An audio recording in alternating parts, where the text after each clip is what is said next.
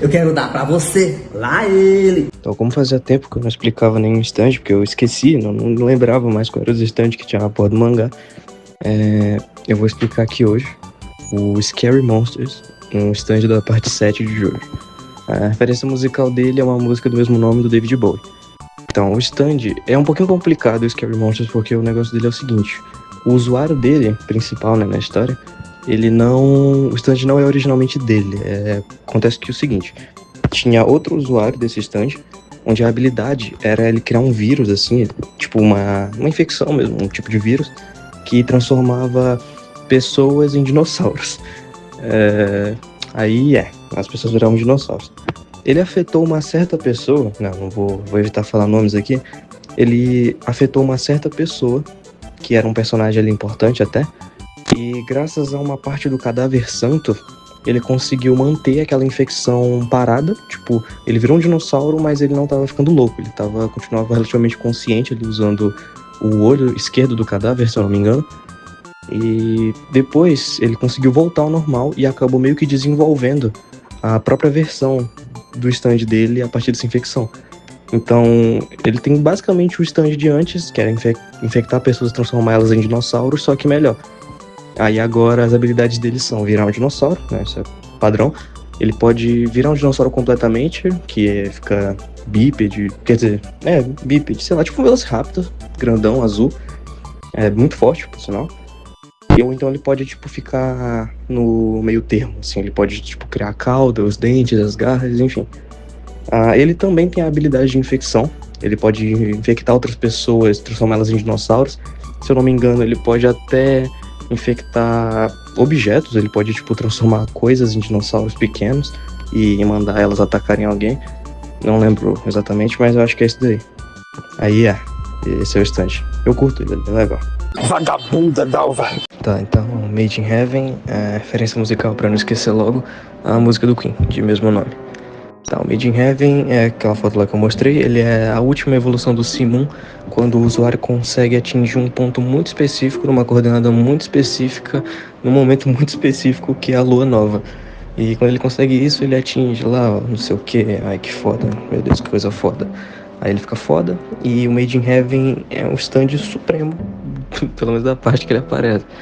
Ele é forte pra caralho, e a habilidade dele é de aceleração temporal. Ele pode acelerar o universo inteiro, mas as únicas coisas que não fazem parte dessa aceleração são os seres vivos, como seres humanos, animais, blá blá blá blá blá. Todos os tipos de efeitos que acontecem, todos os fenômenos que acontecem no mundo, tipo derreter, congelar, enferrujar, tudo isso vai acontecer num instante sem que as pessoas consigam sequer reagir. Então, muita gente morre. Os dias e a noite começam a passar tão rápido que começam a se misturar. O sol ele vira uma grande linha laranja, amarela no céu. E se ele acelerar muito, muito por um tempo considerável... também tem um detalhe de que o usuário do stand fica extremamente rápido também, e quase impossível de se reagir a ele durante esse tempo, porque ele está absurdamente rápido.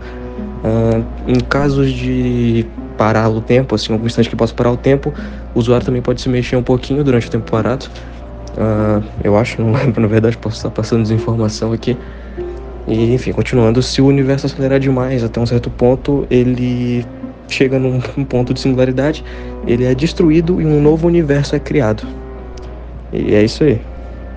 E ele tem velocidade infinita lá, de acordo com os status lá de stand, ele tem velocidade infinita. Bacana. Eu gostei assim, amostradinho. Então, o stand que eu vou explicar hoje vai ser o Simon, que é uma evolução do stand que eu expliquei no último áudio, o White Snake. Então, o Simon ele nasceu quando o usuário se fundiu com o bebê verde, e eu não vou elaborar isso. As habilidades do Simon, elas envolvem gravidade no geral.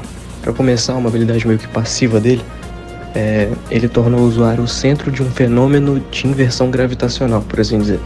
Então, esse fenômeno vai empurrar tudo e todos para longe do usuário. Mas, se a pessoa tiver dos lados do usuário, qualquer um dos dois lados, vai ser como se o mundo virasse o mundo inteiro virasse de lado e a pessoa começasse a cair. Até ficar longe bastante do usuário para o mundo voltar ao normal. Se uma pessoa estiver acima do usuário, ela vai começar o mundo vai virar de cabeça para baixo, ela vai começar a cair pro céu, na visão dela, claro. E isso até ela ficar longe o bastante para tudo voltar ao normal. A outra habilidade que ele tem também é a inversão gravitacional por toque. Então qualquer coisa que ele pode tocar, ele pode meio que virar aquilo do avesso, de dentro para fora, o que é mortal quando ele usa como soco. Porque um soco do Simon na tua mão, por exemplo, pode virar a tua mão do avesso, assim, tipo, a pele entra e o sangue, os ossos e a carne saem.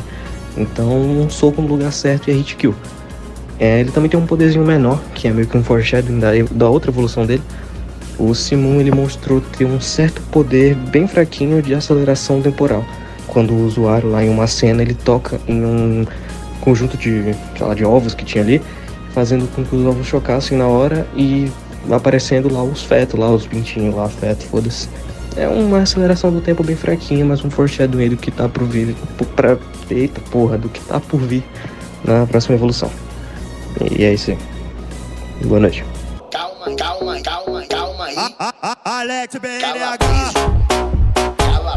Eu vou falar do Soft and Wet, stand da parte 8.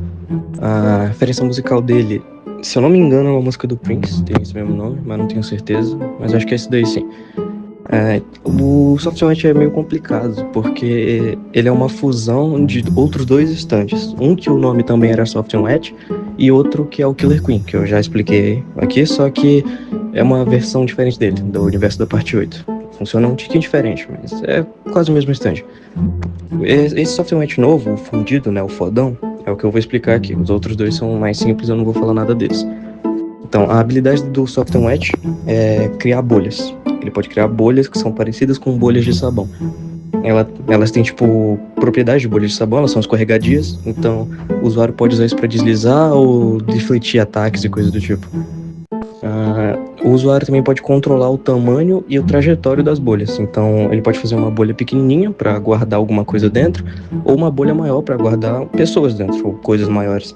Ele também pode ficar dentro da própria bolha e voar em direções... voar em... Como é que é a palavra? Distâncias curtas. Ele pode voar algumas distâncias curtas. Mas isso não é o principal dessas bolhas. A habilidade principal delas é a habilidade de roubar coisas. Quando uma bolha estoura, ela tem que fazer contato para isso, né? Ela estoura em alguma coisa, o usuário pode escolher roubar alguma coisa daquilo que a bolha tocou.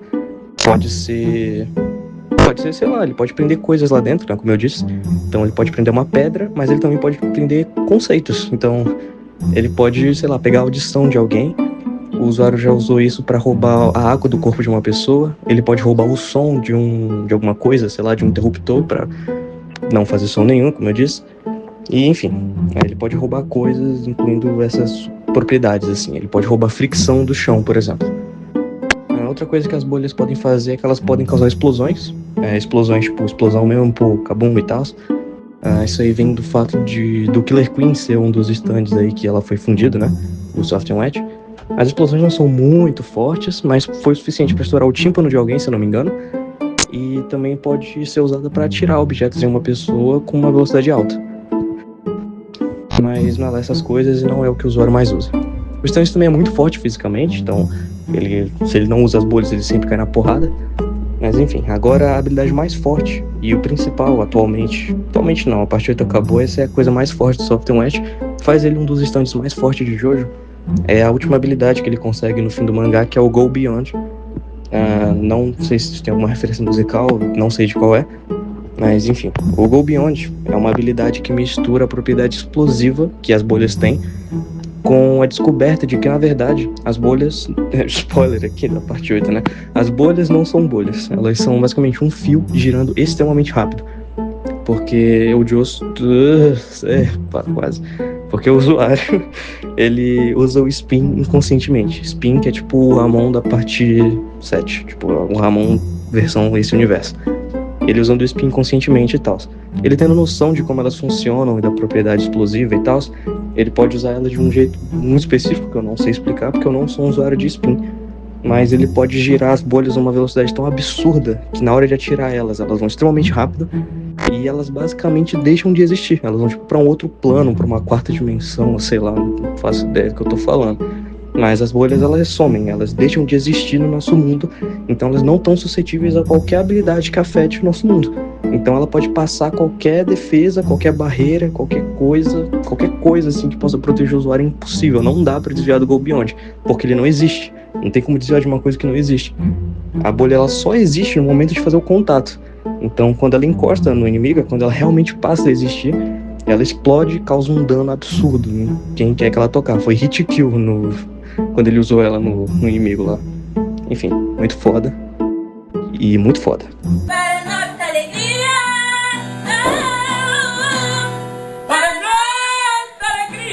Ignorando totalmente aí o assunto de Dalva, de Carlinhos e os caralhos, eu vou explicar aqui provavelmente o meu stand favorito de Jojo inteiro, que é o Tusk, um stand da parte 7. Então vamos lá. O Tusk, ele é um stand bem único porque ele é o segundo stand e também um dos poucos stands da série inteira a ser dividido em atos. Então o Tusk ele começa no ato 1, quando ele é introduzido inicialmente, e ao longo da história ele vai evoluindo, e cada vez que ele evolui é um ato novo, e aí ele consegue habilidades novas, uma nova aparência e tal. Ele chega até o ato 4, que é a versão mais forte dele. Então eu vou passar aqui por todos os atos. No ato 1, o Tusk é uma porrinha bem pequenininha. Ele acontece quando o usuário passa lá pela Palma do Diabo, que é um lugar lá nos Estados Unidos, e ele acaba conseguindo o braço esquerdo do Cadáver Santo, que eu não vou explicar o que é. Antes de eu falar a habilidade do Tusk, eu também tenho que só passar rapidinho aqui por cima de outro conceito da parte 7, que é o Spin. O Spin, ele é parecido com o Ramon da parte 1 de Jojo, da parte 1 e 2, mais ou menos assim, mas o Spin ele foca no poder da rotação, quando tu pode rotacionar coisas, pode fazer coisas fodas com isso. Sinceramente nem eu entendo 100%, mas o Tusk ele gira totalmente em torno do Spin. Piada não intencional, eu acho. O Tusk Ato 1, o que ele pode fazer é que ele faz com que as unhas do usuário possam rotacionar. Assim fica tipo um mini tornado na unha do usuário. E ele pode atirar as unhas como se fosse uma bala mesmo. Então ele tem até 10 tiros, que vão até mais ou menos uns 10 metros de distância. E quando ele atira a unha, ele perde ela. Fica tipo só a pele no lugar, e ela demora pra crescer de novo. Ele também pode usar essa unha. Ele pode não atirar a unha, e a unha que tá girando ele pode usar ela pra cortar, por exemplo. Elas são muito fortes, assim, elas podem cortar pedra, podem cortar membros fora, mas elas não conseguem passar por metal. É importante deixar isso claro. Se ele colocar essas unhas que estão rotacionando no chão, ele também pode se mexer um pouquinho pra frente, assim, ele pode ser carregado por elas. O ato 2 acontece quando o usuário, lá na parte 7, aprende sobre a... Não, peraí, tá vindo o nome, calma aí. Proporção áurea, que eu não vou explicar o que é também, mas depois que ele aprende isso, ele consegue evoluir o stand dele para um outro patamar. Agora, ele tem uma habilidade nova, que ele pode fazer com que os buracos dos tiros, ou seja, que o buraco dos tiros lá, onde a unha acerta, persiga o alvo e exploda nele. Então, basicamente um tiro teleguiado. Mesmo que ele erre o tiro, o buraco lá do tiro, de onde ele atirou, vai perseguir o alvo até alcançar ele e explodir nele. Então isso é bem roubado, e mais ou menos nessa parte aí também no mangá, o usuário descobre que se ele beber tipos de chá diferente, a unha dele pode crescer de um jeito diferente. Então, ele também descobre que o chá mais eficiente é o de camomila, então ele bebe chá de camomila e as unhas crescem mais rápido. Agora a rotação ela é ainda mais potente, e não é só nas unhas, mas no dedo inteiro. Então ele pode fazer mais coisas, como escovar os dentes, por exemplo. Não acho que seja muito bom para combate, mas enfim. Mais pra frente, ali na segunda metade do mangá, o usuário ele consegue o terceiro ato depois de um encontro breve com Jesus Cristo. Ele consegue o terceiro ato atirando nele mesmo. O terceiro ato ele já é bem mais poderoso. Eu não sei explicar exatamente como ele funciona. Quer dizer, não sei explicar exatamente como o usuário conseguiu o ato 3. Ele atirou nele mesmo. Enfim, tamo aí, né? No ato 3 ele tem uma habilidade extremamente roubada de entrar dentro dos buracos dos tiros. E lá dentro ele pode se mover por aí, pra onde ele quiser. Então ele pode, por exemplo, dar um tiro no chão, enfiar o braço dele ali, criar outro buraco bem longe, tipo um ponto cego do alvo, e botar só a mão dele pra fora e dar tiros dali de cima. Então é bem roubado isso daí. E outra coisa bem roubada disso é que se qualquer outra coisa ou pessoa entrar em um dos buracos que ele tá, ou tentar entrar, ela vai ser destruída, não importa o que seja. Se ele estiver ali dentro daquele buraco e ele puxar alguém ou alguma coisa pra lá, essa coisa vai ser totalmente destruída. Agora o ato 4, e o mais pica de todos, O ato 4 ele foi adquirido quando o usuário, com o poder de um cavalo, a cena em específico ele usou o coice de um cavalo para alcançar a rotação áurea, que é tipo a rotação perfeita, rotação, foda, totalmente, como é que é a palavra? Simétrica? Sei lá, acho que é isso daí mesmo. Eu não entendo muito do spin, sendo bem sincero. Mas no ato 4 o Tusk agora tá completo, por assim dizer.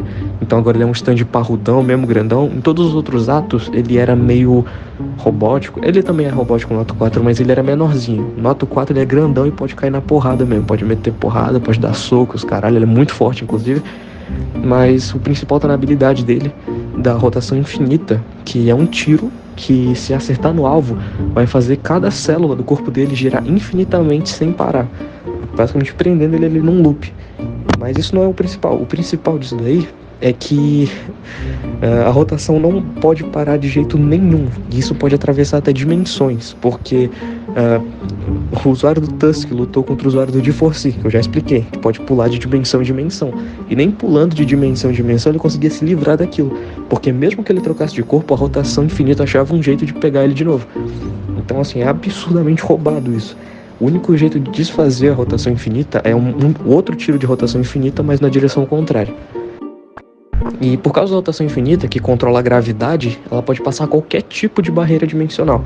E isso inclui até parar o tempo. Então, se uma pessoa parar o tempo e o usuário der o tiro de rotação áurea, na real nem precisa dar o tiro. O próprio stand do Tusk pode se mover durante o tempo parado e pode ir pra cima do cara. Outra coisa também é que o tiro de rotação infinita nunca vai errar, porque se errar, o Tusk vai sair dentro do tiro e vai partir pra cima do cara, perseguindo ele. Então, a única parte ruim disso aí é que o tiro também pode ser acertado no usuário, caso se o inimigo for muito inteligente, que pode acabar afetando ele também. Enfim, basicamente isso daí é meu stand favorito, talvez, provavelmente porque é do meu personagem favorito também, o Johnny, da parte 7. É isso aí. Acho que esse é o áudio mais longo até agora. Can you see